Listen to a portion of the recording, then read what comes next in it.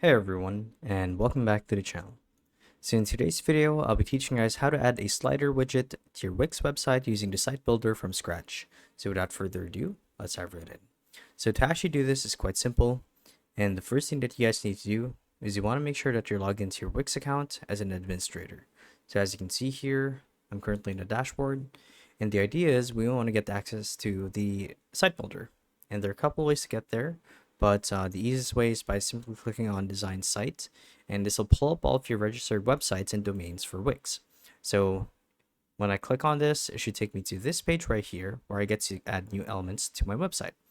And because we're looking to add a slider gallery, we would first want to click on the plus icon that says Add Elements.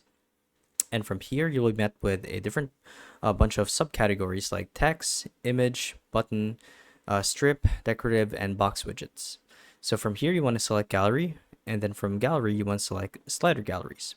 And this will pull up all of the formats for the slider galleries where you want to showcase some of the features of your website. So if I were to add spheres, for example, add it here and have it play a little animation. If people were to click on it, here you go. That's honestly how you guys do it. And it's honestly that simple. From here, you simply want to hit save and publish. So yeah, that's the video. So hopefully it helped you guys out.